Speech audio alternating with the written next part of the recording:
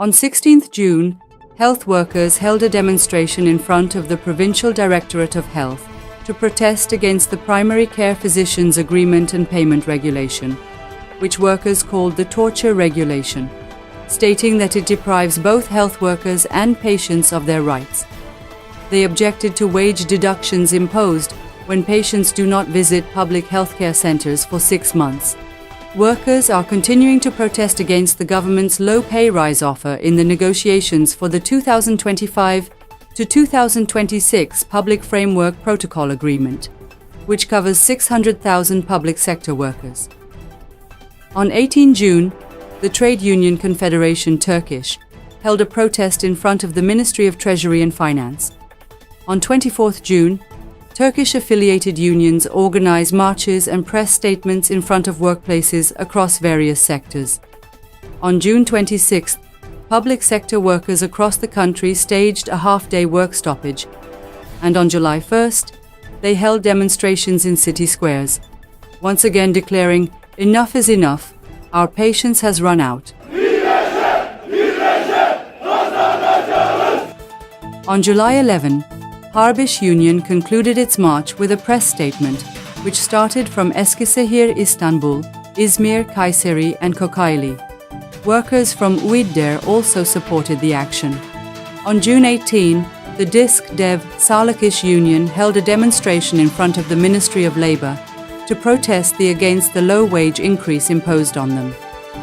The union began its march from Istanbul to Ankara on July 1st and concluded it with a press statement in front of the Ministry of Labor on July 3rd. Retirees continue to struggle against living in miserable conditions. On 21st June, members of the Retirees Assembly launched a justice march from Istanbul to Ankara in protest against misery wages. On 3 July, they protested against low wages in many cities, from Eskişehir to Muğla. On 13 July, the 2025 Pensioners Report, prepared by DİSK was released to the public at the Pensioners Gathering, organized by the DİSK Emekli Union in Ankara. After a long struggle for a base salary, guaranteed employment and collective bargaining rights, the private sector teachers union launched the Great Teachers March from Kadıköy to Ankara on 25th June. The teachers reached Ankara on the 1st of July, and their struggle continues despite all the barriers and attacks they have faced. On 18 June, DİSK Basın İş Union announced that the KRT employees, who had been resisting for 14 days, had won their struggle. The union stated that they would continue the process. Striking Queen Flowers workers, who are members of BTO-SEN Union, are continuing their struggle. The workers made press statements against hostility towards union, workplace harassment, and mobbing in front of the Danish consulate in Istanbul and İzmir Dikili Courthouse on 27th June. On 3 July, workers from Petrol İş Union at the Gubërtaş factory went on strike to protest against the low pay rise offered by the employer during collective bargaining negotiations.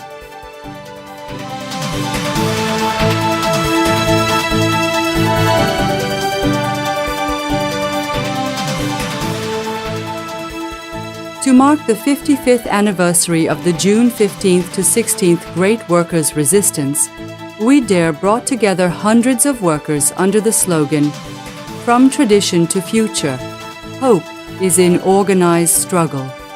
At the event held on June 29th, the strikes led by the Petrol İş Union, that began on May 22nd against the imposed low-wage increases at the DYO paint factories in Kocaeli Dilovası and İzmir Çiğli, ended in victory on July 4th.